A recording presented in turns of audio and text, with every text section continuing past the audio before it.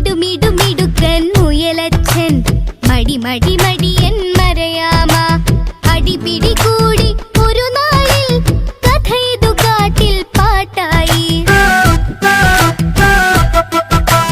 കുറുമൊഴി വീട്ടിൽ കുയിലമ്മ അവളുടെ പേരിൽ വക്കാണം വിവരമറിഞ്ഞു മൃഗരാജൻ വനസഭ കൂടി തിരുമുൻപിൽ.